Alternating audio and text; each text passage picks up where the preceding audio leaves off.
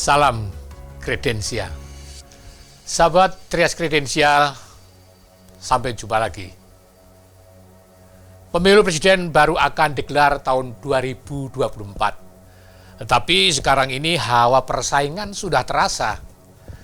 Persaingan di antara mereka yang ingin secara pribadi atau didorong oleh pihak lain termasuk partainya untuk menggantikan Presiden Jokowi, Joko Widodo, yang sudah menjabat selama 2 periode. Bukan rahasia lagi, sudah muncul di tengah masyarakat. Pertarungan baik secara langsung maupun tidak langsung untuk menaikkan elektabilitas sudah terjadi di lapangan. Namun, hingga kini belum ada perubahan berarti dalam daftar nama atau nama-nama yang masuk ke dalam bursa calon presiden. Yang kita khawatirkan pemilu 2024 akan lagi-lagi dikotori oleh politik identitas seperti sebelumnya. Pemilu 2019 atau Pilkada di DKI yang membuat bangsa ini terpecah belah. Naga-naga ke arah sana sudah terlihat. Meskipun persoalannya sebetulnya demikian banyak ada persoalan di hadapan kita, di hadapan bangsa kita ini. Ya. Untuk membahas lebih jauh tentang persaingan menuju RI 1, Trias Kredensial menghadirkan Direktur Eksekutif CSIS, Philip J. Vermonte, PhD. Ia meraih gelar MA di University of Adelaide, Australia, dan kemudian PhD di Illinois University, Amerika Serikat. Philips adalah salah satu anggota pendiri Policy Research Network. Mari kita bersama-sama menemui Philip J. Vermonte. Apa kabar Bung Philip? Terima kasih telah datang di tempat ini. Sehat ya? Sehat. Ya, karena itu yang selalu ditanyain orang, sehat nggak sekarang ini ya kan? Ya kita ngobrol soal ini. Memang pemilu presiden masih tahun 2024, masih ya 2 tahun lebih lah, 2 tahun lebih. Tapi sekarang ini sudah kita rasakan suasana, situasi, hawa politik sudah mengarah ke sana. Ya, apakah sudah saatnya ya? Katakanlah sudah promosi untuk pemilu para mereka yang akan mencalonkan diri atau merasa mencalonkan diri, sudah saatnya berpromosi untuk itu. Iya, memang pemilunya 2024 Mas Trias. Ya, tetapi tahapan pemilunya sudah dimulai mungkin 2023 udah mulai juga kan. Jadi nanti, dan berarti itu kalau kita mundurkan lagi karena syarat pencalonan sedemikian rupa, misalnya harus ada perolehan suara dan perolehan kursi tertentu ya, threshold untuk pencalonan untuk partai. Untuk partai. Ya. Karena memang menurut konstitusi kita pencalonan presiden itu lewat partai, pasti akan perlu proses-proses untuk partai-partai ini bicara berkoalisi karena relatif tidak ada partai yang bisa memenuhi syarat itu sekarang. Yang maju sendiri maksudnya. Yang maju sendiri gitu. Agak berat kan? Sehingga memang harus ada prosesnya. Jadi mungkin dari 2023 sudah mulai partai-partai ini membicarakan dengan siapa mereka akan berkoalisi. Nah, di sisi yang lain, bagi para kandidat, orang-orang yang punya aspirasi untuk menjadi calon presiden, berarti mungkin mereka juga harus sudah mulai lebih dari sebelum 2023 bahkan gitu kan. Dari mungkin 2022 atau sekarang seperti Mas Trias bilang. Jadi pertanyaan apakah mereka harus mulai mempromosikan diri itu karena aturan, karena sistem, itu sebetulnya memaksa mereka untuk mulai mempromosikan diri dari sekarang gitu. Karena ada tahapan-tahapan yang berdasarkan aturan yang harus mereka lalui gitu. Jadi mau nggak mau harus memperkenalkan diri lebih awal. Persis. Jadi memang by design gitu ya, mereka juga menjadi harus gitu mulai mempromosikan dirinya. Walaupun nanti ada banyak kondisi-kondisi ya. Misalnya kalau menurut saya kan begini Mas Trias. Kalau kita lihat sumber-sumber kepemimpinan nasional 2024 kan agak berbeda nih. Satu, tentu saja orang-orang mungkin ketua partai yang kita nggak tahu siapa. Belum ada ketua partai yang sudah mendeklarasikan diri kan kemarin Gerindra. Ya baru satu itu kan. Pak Prabowo mencalonkan. Ya kan? Jadi sumber-sumber kepemimpinan nasional ada dari partai politik. 2, dari kepala-kepala daerah yang sekarang juga sudah mulai digadang-gadang orang, Ya, gitu kan. Ya, ada Dan beberapa ya kan? Ada beberapa. Ada beberapa. Dan mereka ada yang tidak punya partai, ada yang orang partai. Ya. Karena itu yang punya partai pasti harus ada urusan dengan partai. Ya, Dia moga-moga partai mendukung. mudah-mudahan partai mendukung. Dan Ya. dia berarti harus meyakinkan partainya kan. Ya. Entah melalui misalnya elektabilitasnya cukup tinggi atau masalah-masalah internal partai yang lain. Ya. Yang ketiga menurut saya seperti yang sudah lalu-lalu misalnya orang-orang dari tubuh misalnya ya TNI Polri, kita nggak tahu siapa mungkin akan yang diambil partai kalau ada. Kita juga belum tentu, belum tahu. Tetapi itu adalah sumber kepemimpinan nasional juga menurut sejarah panjang pemilihan presiden kita. Jadi ada kandidat yang mungkin berlatar belakang purnawirawan TNI dan seterusnya dan seterusnya. Tapi yang keempat ada yang menarik. Sekarang saya perhatikan ada juga calon-calon yang datang dari profesional, teknokrat gitu. Teknokrat. Beberapa menteri kelihatannya ada chance untuk mulai dibicarakan gitu. Sumber-sumber kepemimpinan nasional yang baru gitu ya. Nah, ini semua punya kondisi masing-masing. Kalau orang TNI Polri tentu saja dia tidak bisa terbuka dicalonkan karena itu pasti melanggar prinsip-prinsip dalam tubuh TNI dan Polri gitu kan.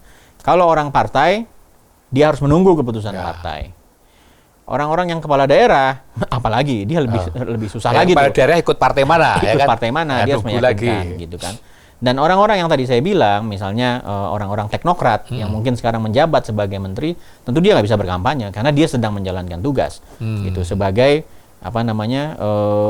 menteri dari kabinet yang sedang berjalan. Jadi by design mereka harus mulai, tetapi karena posisi mereka masing-masing membuat mereka sebetulnya tidak bisa. Jadi agak malu-malu sedikit ya. Agak malu-malu sedikit, Mas. Nah, ini yang saya kira beberapa bulan ke depan akan jadi lebih ramai ya, karena pasti semua mulai menyadari bahwa tidak boleh sampai terlambat.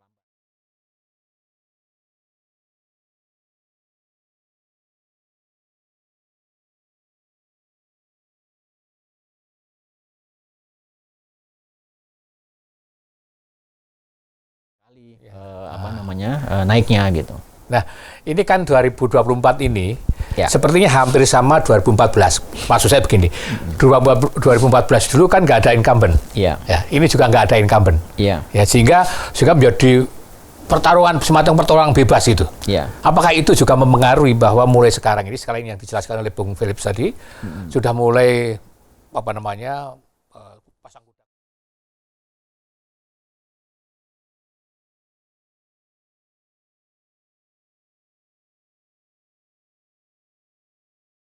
Tapi Pak Airlangga posisi sekarang menteri. Yang tadi disampaikan agak kerepotan ya. Betul. Tapi mereka punya mesin partai itu mesinnya yang jalan. Gerindra mungkin mesinnya akan jalan.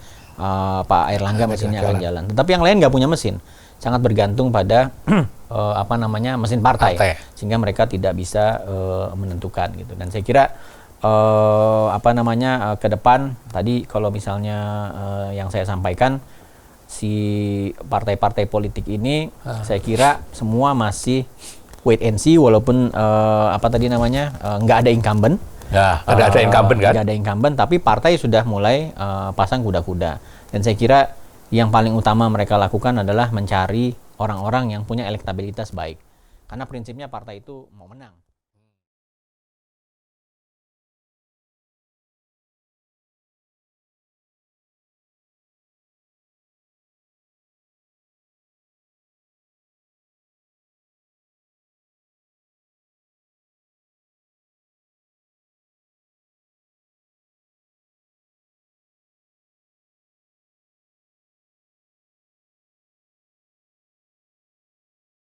Menciptakan momentum.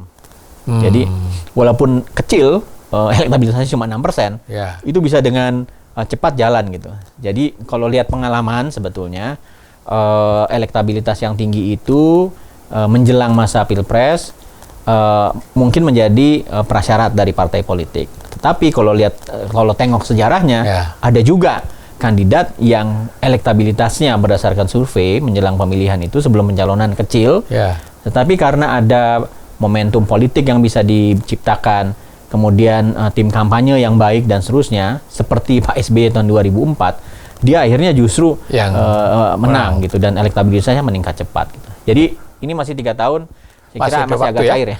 Oh, cair, betul, masih cair. Masih agak cair. Hanya kenapa saya tertarik bicara ini, karena memang di tengah masyarakat sudah muncul. Persis. Ya kan, udah muncul ini apa ini kan, udah meskipun tadi sampaikan nggak bisa, rumus politik kan beda ya, beda ya, beda. Iya betul. Dan barangkali juga ini ya, barangkali kalau sekarang sudah mulai pada muncul ya, ada yang dideklarasikan oleh para pendukungnya dan sebagainya, juga bagian dari menjajaki kira-kira lawan politiknya ya. Betul. Dan ya kan? Menurut saya begini, kita sebetulnya udah mulai terbiasa ya di Indonesia, karena pemilihan presiden langsung. Kalau dulu ada orang yang terlihat punya ambisi menjadi presiden, itu pandangannya agak negatif orang.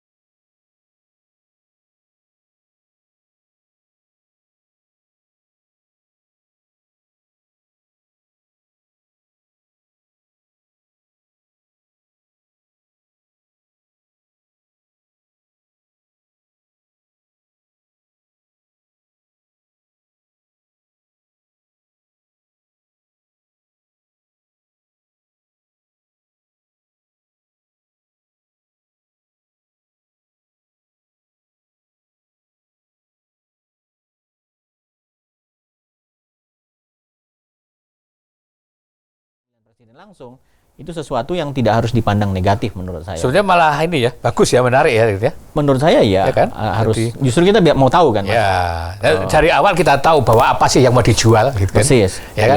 Supaya tidak kayak sebelum-sebelumnya gitu lah. Jual apa nggak jelas gitu kan. Iya, betul. Jadi jauh-jauh hari sudah mulai bermunculan dan mungkin mereka belum jualan tapi secara nggak langsung jualan gitu kan, dengan program-program mereka sendiri. Betul, Mas. Saya setuju. Jadi masyarakat bisa melihat diferensiasi, ya kan.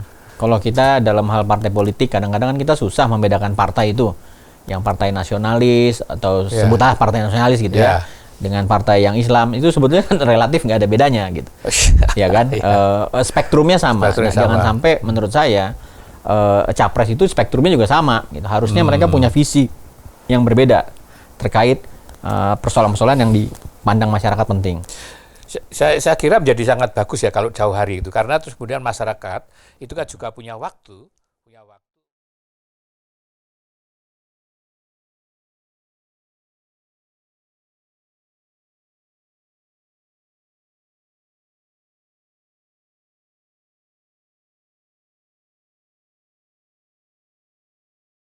berubah lagi, generasi yang berubah lagi. Iya. Jadi tentu. Dan saya kira soalnya saya setuju dengan Mas Trias di situ, bahwa setiap pemilu itu kan penting. Orang dulu selalu bilang ini pemilu 2014 paling penting, 2019 paling penting lagi. Nah besok 2024 juga menurut saya paling penting, karena persoalannya adalah persoalan-persoalan teknokratis, Mas. Karena kita harus mudah-mudahan recover dari pandemi cepat. Tapi dari berbagai analisa dan bacaan segala macam itu di seluruh dunia kan kita masih menghadapi situasi yang relatif tidak menguntungkan dari sisi ekonomi. Betul. Menyeluruh. Recovery mungkin akan makan waktu dan agak lama, ya kan. Sehingga kita juga mau tahu capres-capres ini punya pandangan nggak tentang ekonomi ini? Bagaimana kita akan recover dari pandemi gitu? Dan itu bukan soal main-main kan? Baru satu itu, baru dari pandemi saja. Baru soal pandemi aja, baru satu aspek ekonominya. Yang kedua, misalnya pandemi ini dari apa yang saya kaji, Mas Rias juga mungkin pasti sering membaca ini. Mungkin ini pandemi bukan yang terakhir, akan ada pandemi-pandemi lain gitu.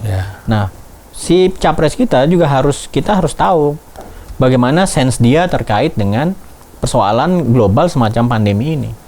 Atau soal lain, misalnya yang sekarang di seluruh dunia lebih urgent di atas pandemi, soal perubahan iklim. Itu udah konkret gitu. Dan itu semua soal teknokratis. Perubahan iklim nggak bisa diselesaikan dengan DPR rapat, selesai.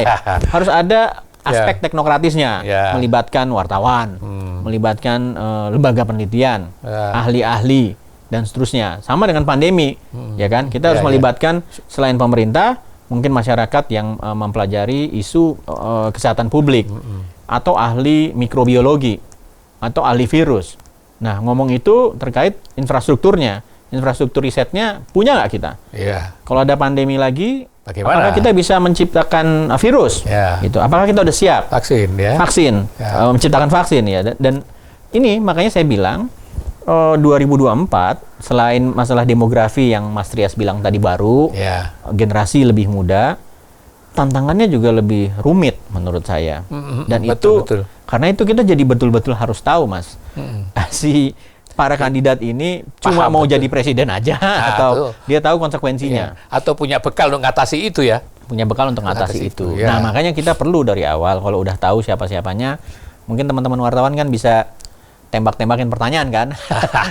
Ya, betul. Mungkin teman-teman Mas Rias gitu kan. Oh. Ada apa kita nggak tahu, konferensi climate change.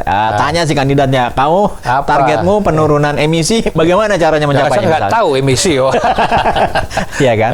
Padahal ini Tidak soal mudah. teknokratis. Ya, tidak mudah. Tidak mudah soal mudah. teknokratis dan apa namanya ini memang beda generasi dan juga beda solusi gitu. Nah, kalau dari sisi saya betul-betul saya sangat tertarik ingin melihat bagaimana para kandidat ini kalau misalnya kita ketahui dari awal pandangan-pandangan mereka terkait soal-soal yang urgent. Ya kan? Soal-soal yang urgent karena ini bukan cuma soal Indonesia. Ini soal global gitu. Nah ini. Ya, udah contoh apa lagi yang mau kita dapatkan, Mas? Bahwa soal global mempengaruhi kita kayak pandemi ini. Ya. Tapi soal lokal juga bisa mempengaruhi regional. Ya. Misalnya kalau satu negara di Asia Tenggara kena tidak bisa menyelesaikan COVID, yang lain nggak akan pernah aman juga. Iya, karena orang berpindah. Apa mau dibiarin ditutup sebenarnya kan nggak mungkin kan? Iya. Nah itu jadi menurut saya penting sekali kita untuk kandidat itu kita ketahui dari awal supaya bisa kita telisik. Kita telisik bagaimana kira-kira pandangan modal dasar pandangan dia gitu kan. Kan nanti pandangan berubah. Ya. Tapi kita tahu modal dasarnya, pandangan mendasarnya apa terhadap isu-isu yang tadi cuma contoh sedikit, Mas. Belum lagi isu-isu yang macam-macam. Jadi sangat penting ya kalau para kandidat yang merasa punya peluang untuk menjadi. Iya. Itu sudah mulai bicara hal-hal kayak gitu kan. Artinya tidak hanya bicara soal yang ada di depan kita dengan kita aja ya kan. Iya. Atau yang soal-soal yang selama ini ada di sini. Tapi yang disampaikan oleh Philips tadi ya kan, sudah mulai juga masyarakat juga meyakini bahwa ini loh pemimpin yang kira-kira akan mampu mengatasi persoalan-persoalan ke depan gitu kan. Persis, Mas. Dan itu ada satu hal lagi yang menurut saya lebih mendasar buat Indonesia. Karena persoalannya sedemikian rupa teknokratis, isu-isu SARA itu nggak relevan. Nah, saya potong. Ya. Itu saya masuk ke SARA. Saya juga justru ini agak khawatir dikit gitu ya. Ya. Kalau ngelihat situasi sekarang ini, Ya. saya melihat jangan-jangan nanti 24 ini politik identitas main lagi gitu. Iya, iya. Gimana kira-kira itu? Nah, itu persis yang mau saya sampaikan. Kalau kandidat ini dan masyarakat menyadari bahwa soal-soal kita teknokratis, itu isu SARA jadi harusnya tidak relevan. Seharusnya tidak relevan. Gitu kan. Loh, pandemi. Ya. Pandemi mau orang Minang kayak saya kena virus. Saya survivor. Sama kan? Saya pernah survivor saya. Survivor ya. Oh iya. Survivor. Lalu apalagi climate change. Kita kebanjiran. Kebanjiran memang airnya mikir mau masuk rumah orang Kristen apa Islam. Enggak toh. Semua kan kena. Mau gitu. jabat tuh rakyat sama aja kan? Kena gitu ya. Jadi karena dia soal justru, karena dia soal teknokratisme, para kandidat ini kalau dia betul-betul mau membangun ini republik ini, harusnya mereka fokus pada aspek-aspek terkait dengan kebijakan dan teknokratisme, dan itu yang harus kita dorong menurut saya. Nah, saya setuju. Itu memang tadi makanya saya sampaikan ya. Saya agak khawatir karena kan pengalaman yang lalu ya. Ini kan pemilu yang lalu itu ketika pemilu yang lalu saya ingat Arab Spring di Mesir. Arab Spring. Ya, ketika Mursi itu negeri itu betul-betul terbelah itu tuh. Iya, antara pendukung Mursi dan kemudian yang kelompok lain gitu kan. Kemarin kan kayak gitu juga. Iya. Karena itu kalau sekarang situasi di masyarakat masih seperti itu, maka tadi saya sampaikan kekhawatiran saya itu jangan-jangan itu itu sebetulnya yang harus sudah dihindari ya, harus ditinggalkan. Karena isu-isu yang lebih mendesak tadi. Persis. Tapi karena kemudian hanya untuk menang kan bisa kayak gitu juga kan kacau. Makanya jadi kalau misalnya dari awal sudah diketahui media punya ruang kesempatan yang banyak untuk menanyakan terkait kebijakan dan seterusnya. Kita mendorong kandidat gitu untuk memikirkan hal-hal yang sifatnya mendasar dan bersifat kebijakan gitu, karena persoalannya konkret gitu, bukan kita ada-ada. Saya rasa ini media berperanan besar untuk hal ini.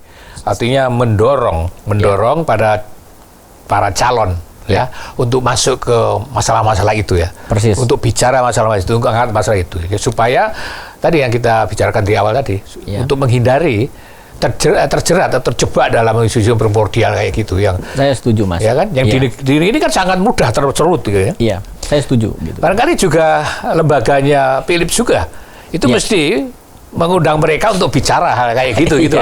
Ada seminar, diskusi kayak gitu. Nah, kemarin kebetulan tahun ini kan kita merayakan ulang tahun ke-50. Ya. Sayang karena itu ya. Nah, kita mengundang ketua-ketua partai untuk memberikan pidato kebangsaan. Itu ada rekamannya di YouTube CSIS. Dan juga dari situ kita mendorong ketua partai ini untuk menyampaikan apa pandangan mereka tentang persoalan kebangsaan. Gitu kan. Dan menurut saya mungkin ketua-ketua partai atau partai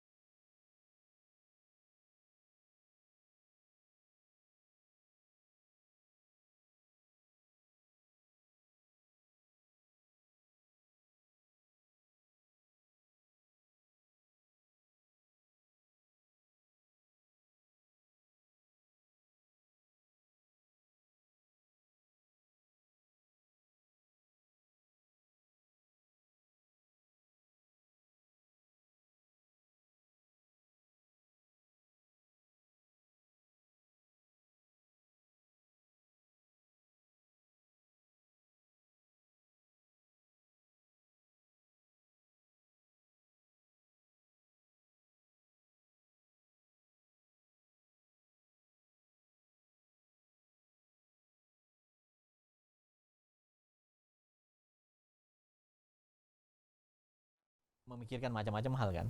Mungkin Mas Trias saya rasa jauh lebih produktif di masa pandemi daripada sebelum pandemi. Ternyata iya. Ada yang mau nggak mau kan? Iya kan. Terutama orang-orang yang mungkin wartawan, peneliti, dosen, dan lain-lain yang memang atau partai politik, ya kan, yang tugasnya bagian mikir gitu. Dan seharusnya kita mulai membicarakan kalau ada titik tujunya, ya kan.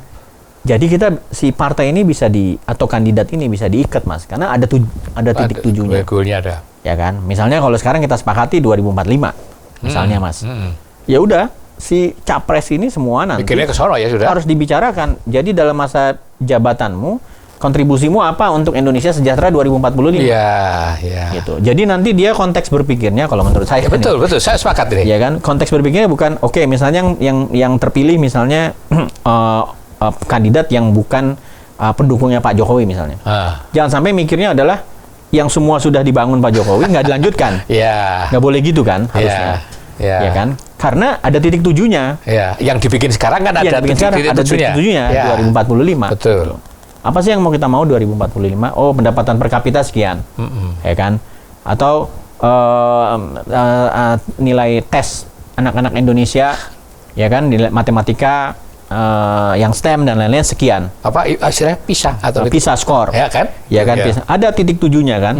Lalu situasi 2045 itu kan kita nggak bisa menganggap kalau kita kerja keras, negara lain nggak kerja keras.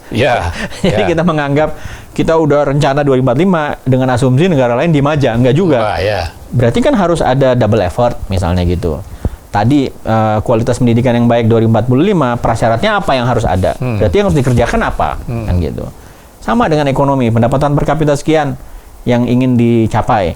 Syaratnya apa? Investasi yang baik, ya kan? Birokrasi yang simple, yang efisien, gitu kan? Atau apa gitu. Nah, jadi capres-capres ini menuju 2045, dia berpikir bukan sekedar tadi, apalagi kalau soal SARA, soal pokoknya kalau dia terpilih presiden sebelumnya pekerjaannya nggak berarti, dinafikan, ditinggalkan, ya kan, tidak dilanjutkan, kan kita sayang. Artinya balik ke nol lagi itu nanti. Balik ke nol gitu. Nah, sementara sekarang udah kita sepakati kan 2045. Bappenas ada dokumennya Indonesia 2045 apa yang mau dicapai. Sehingga kalau si capres jauh-jauh hari ini udah kita pegang semuanya, kita dorong untuk membicarakan hal-hal yang sifatnya teknokratisme dan kebijakan itu. Gitu. Untuk menuju 45 itu. Itu menuju 45. Dan kemarin pidato-pidato ketua partai itu menarik karena mereka udah menyinggung situ-situ. Iya, mereka ada di videonya di YouTube, di channelnya di kanal CSIS, silakan dilihat Mas. Tapi menurut saya yang kayak begitu harus sering-sering kita. Karena kita kan tadi Mas Rias bilang agak terpolarisasi dan lain-lain. Gitu. Tidak ada lagi komunikasi yang baik gitu ya. Orang berbeda pendapat tuh harusnya biasa, misalnya gitu ya. Kalau nggak ada jembatannya, ya itu justru malah kita akan menajamkan gitu. Jadi kemarin kami berpikir bahwa seperti Mas Rias bilang tadi, mungkin lembaga CSIS bisa kontribusi sedikit di situ. Ya kan, kita menjadi platform di mana orang-orang ini bicara gitu kan, atau media misalnya. Media Kompas juga sering kan. Ya, berperan besar tuh media itu. Sering membicarakan apa sih masalah mendasar kita gitu, sehingga itu menjadi panduan gitu. Dan yang tadi disampaikan Philip kan juga wartawan bisa bertanya pada kandidat itu, jauh-jauh hari. Isu-isu seperti itu, Persis. isu-isu yang tidak hari-hari mereka bicarakan. Persis, tapi ini isu yang memang harus dibicarakan, harus dilakukan, harus dipecahkan, ya kan? Jadi dipaksa ngomong bukan siapa dapat apa, Mas. Betul, ya. Tapi siapa melakukan apa untuk siapa, kan gitu. Itu agak sulit juga, tuh. Ya, apakah ya? Tadi sempat disebut ya bahwa biaya politik itu di Indonesia kan mahal. Sehingga tadi disampaikan oleh Bang Philip tadi memang harus jauh-jauh hari disiapkan. Karena kan menyiapkan banyak kebutuhan, ya kan. Gimana ya? Bisa nggak itu jadi tidak kalau mahal gitu kan selalu dikatakan akan jadi kepanjangan tangannya oligarki kalau begitu kan. Gimana kira-kira itu ya? Memang isunya kan sebetulnya dua mendasarnya. Satu, bagaimana membiayai demokrasi. Demokrasi harus dibiayai, nggak bisa demokrasi nggak ada biayanya, itu nggak mungkin. Yang kedua, menurut saya adalah bagaimana meningkatkan trust. Kenapa? Ilustrasi aja, Mas. Kalau kita lihat TPS di Indonesia itu ada 500.000 lebih, ya kan? Karena wilayah kita yang luas. Penduduk yang banyak. Jadi by default ada 500.000 lebih TPS. Sekarang TPS. Iya kan? Pemilu. Nah, sekarang bayangkan ada semacam kewajiban bagi setiap kandidat capres ya, dan termasuk kalau pileg partai menyiapkan saksi. Berarti dia harus berapa? 500.000 orang mobilisasi, Mas. Kalau satu tempat satu saksi itu. Iya. Kali 500.000, Mas.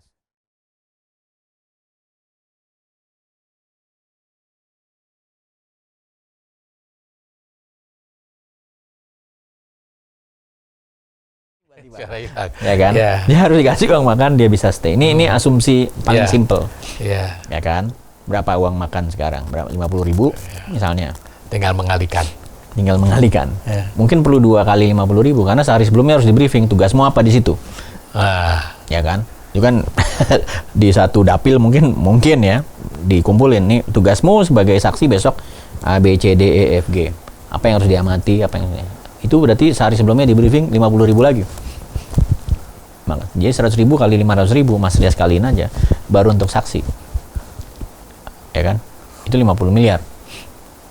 Jadi by default sama by design memang mahal.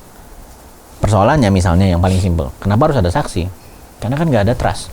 Itu tadi ya, kedua tadi.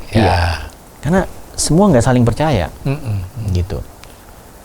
Karena memang kejadiannya begitu di berbagai beberapa kali pemilu, ya kan? Ada caleg-caleg yang protes, ya kan, ke sana kemari bahwa suaranya di TPS sekian, tahu-tahu pas dihitung hilang dan lain-lain gitu. Nggak ada trust. Meskipun ada yang sekedar protes juga ya. Ada yang sekedar protes. Jadi by default, by design mahal, soal kita membiayai demokrasi, lalu nggak ada trust, ya kan? Dan yang penting lagi menurut saya yang paling susah memang mengatur uang di politik. Mengatur uang di politik. Uang di politik, bukan cuma soal kampanye. Ya. Dan ini di semua negara yang mengalami demokratisasi, ya kan? Biasanya agenda itu agenda yang paling susah dan yang paling belakang diurus. Jadi memang perlu waktu karena kita masih transisi ya. Orang bilang kita kayak transisi permanen gitu. Terlalu lama ya. Terlalu lama transisi karena tiap periode selalu ada gejolak gitu, ya kan? Selalu ada gejolak, orang-orang masih banyak yang misalnya belum menerima gitu ya kalau ada yang kalah ya kan, jadi sore loser gitu kan.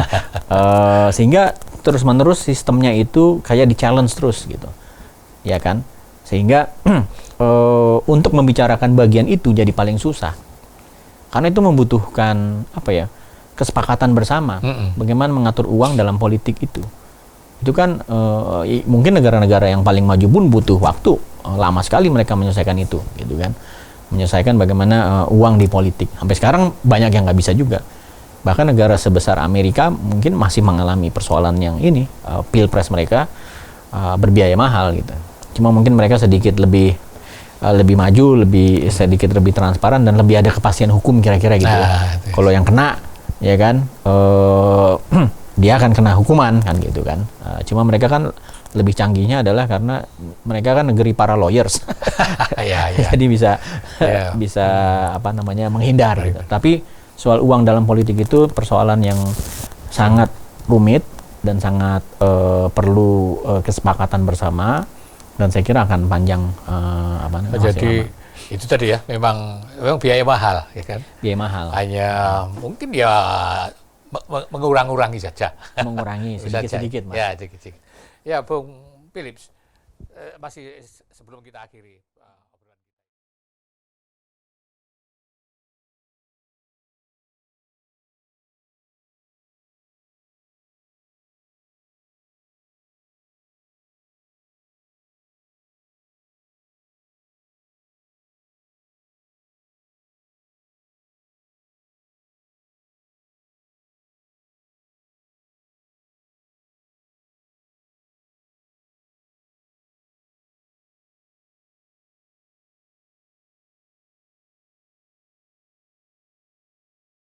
Punya efek dampak yang atau pengaruh yang besar nggak ya? Menurut saya secara natural ya mungkin aja karena apa? Setiap presiden pasti ingin legasinya terawat kan. Itu dan menurut saya memang harus karena kita nggak boleh jadi bangsa yang selalu kembali ke titik nol gitu. Ya kan? Jadi sangat wajar menurut saya bila ada concern ya dari misalnya sekarang Pak Jokowi gitu ya. Bagaimana ini? Apa yang sudah dicapai secara baik ya kan mungkin nanti 10 tahun gitu kan itu apakah bisa dilanjutkan gitu kan atau dirawat atau diperbaiki ditingkatkan gitu kan yang tadi kita bicarakan jadi memang wajar saja apabila ada kandidat atau beberapa kandidat gitu kan ya Pak Jokowi kan juga mungkin ya udah saya dorong beberapa nih yang sevisi sama saya bisa gitu juga. Bisa ya. Asal melanjutkan yang sudah ada kan. Bisa gitu juga ya. Dan menurut saya itu hal yang wajar. Lebih karena menurut saya memang tadi yang Mas Tria sampaikan karena kita ini selalu ada polarisasi, selalu ada apa namanya nih misalnya setiap pemilu itu merasa kecewanya mendalam gitu ya, baik dari pemilih ataupun dari aktor-aktor politik. Sehingga menimbulkan siapapun yang menjadi presiden juga punya perasaan insecure, ya kan? Ya, betul. Sehingga akibatnya jadi begitu, gitu. Insecure karena yang sudah dicapai bisa dibuang semua ntar. Iya, dan karena itu harus memastikan juga jadinya gitu. Nah ini kan kayak siklus jadinya gitu. Dan ini yang menurut saya tadi yang harus kita ubah. Sekarang kita punya titik 7.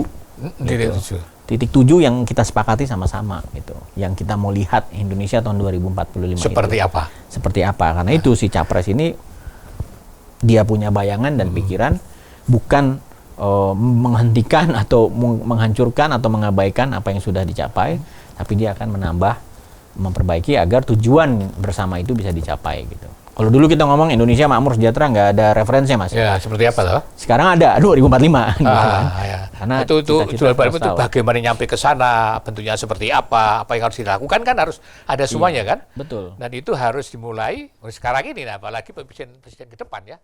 24 kan tinggal berapa nanti?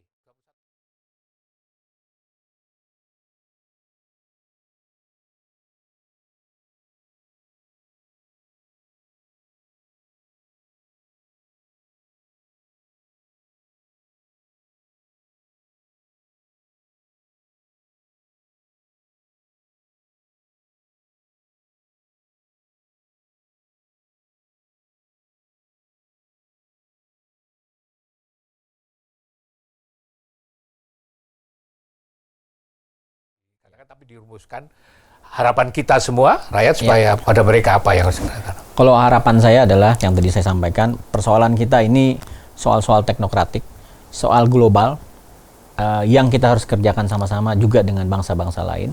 Karena itu siapapun capres, mereka adalah orang-orang yang harus punya pandangan-pandangan yang sifatnya teknokratis objektif itu. Teknokratis objektif. Teknokratis objektif. Karena itu isu berbagai macam isu yang primordial itu sebetulnya akan menghambat kita untuk menyelesaikan persoalan-persoalan yang sifatnya teknokratis objektif itu. Yang mudah-mudahan capres-capres besok adalah orang-orang yang sepakat sama kita, obrolan kita barusan, Mas. Dari situ kira-kira siapa yang bisa ganti Jokowi?